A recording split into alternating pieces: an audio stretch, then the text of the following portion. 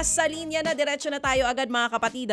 Makakasama po natin ang Assistant Secretary and Supervising Head ng Fair Trade Group ng DTI. Ukol nga po dito sa papalapit na pasukan on June 16, naglabas po ang DTI ng kanilang tinatawag na 2025 Gabay sa Pamimili School Supplies. At nakalagay dito, sa 195 stock keeping units daw po na sakop nitong price guide, 29 po ang bumaba ang presyo. Pero meron ding 17 na mga produkto ang tumaas. Para po sa mga detalye, kausapin nga po natin si Attorney Agaton Teodoro Overo. Attorney Overo, good morning po. Good morning, DJ Chacha. Good morning sa mga babae natin na susubaybay sa programa. Good morning po and thank you for being on the show, Attorney. Siguro dito po muna tayo magsimula. Ito good news po para sa mga magulang na nakatutok sa atin ngayon. Ang sinasabi nyo nga po dito sa inyo pong gabay sa pamimili ng school supplies, may mga school supplies po na bumaba ang presyo. Una muna sir, ano po ang dahilan ng pagbaba po ng presyo ng mga school supplies na ito? Yung mga unang-una, kalalabas na namin ng price guide or gabay last week. So sa ngayon, kasama sa monitoring ng ibang mga produktong ginagawa na regular ng DTI. So nagmo-monitoring rin tayo sa mga school supplies ngayon, lalo na papalapit na yung pasukan. Pangalawa, doon sa tanong mo, yung iba kasi karamihan ng dahilan kung bakit bumaba, dati yung nakaraang taon, naka-promo daw yung mga presyo nila. Yung tumaas to, no? Tanong mo yung bumaba, no? Sir, ano po yun? Pakiulit po. Opo, yes, nandito po kami, sir. Medyo nagpuputol-putol lang po tayo. Sa inilabas nyo po last week.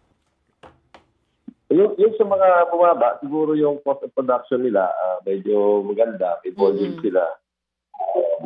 Naka-promo yung ibang mga produkto nila.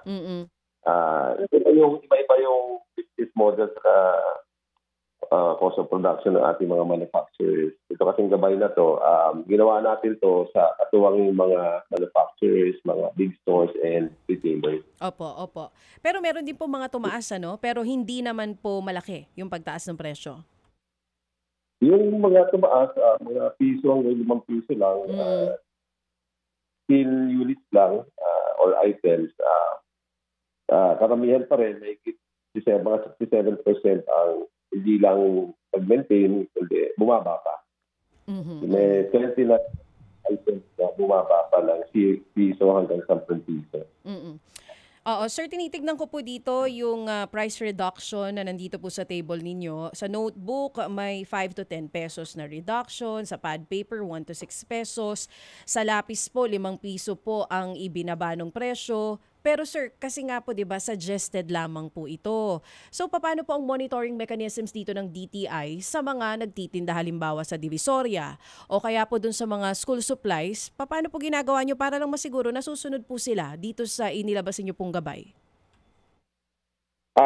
Tulad ng mga nakaraang itong gabay na to ginawa namin kasama nga ng manufacturers at mga big stores, chains and mga retailers. So usually hindi natin makikita na bago yung presyo sa mga tindahan na to.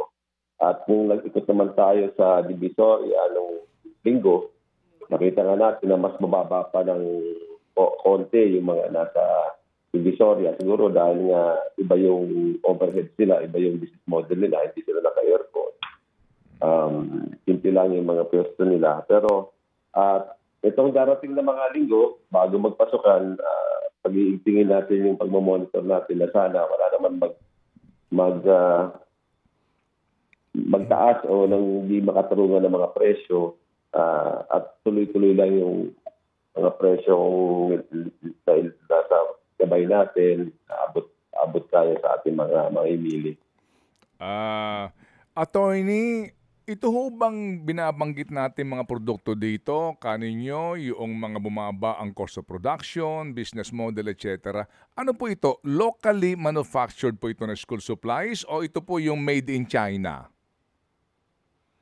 Marami po dyan dito gawa ay raw materials imported pero dito po dapat kamihan doon. Okay, opo. So ito pong sinasabi nyo na parang SRP na mga presyo, hango po ito sa survey po na ginawa ninyo, basically po sa mga bookstores ho ba ito o ito po ay presyong bangketa?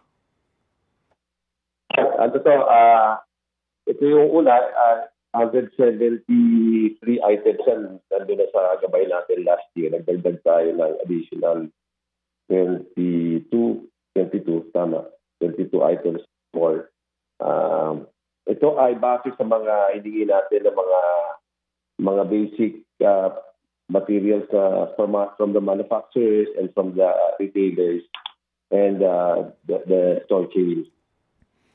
Tapos nireview natin yung kanilang mga cost of production. Tapos nilabas natin itong aking price guide. Opo, sige po. Salamat po sa inyo pong panahon, attorney. Opo, dito po sa amin pong katanungan na ito. At kami po ay magbabantay din ngayong pong linggong ito dito po sa presyuhan po ng school supply. Salamat po, Attorney Agaton. Thank you very much po sa inyo.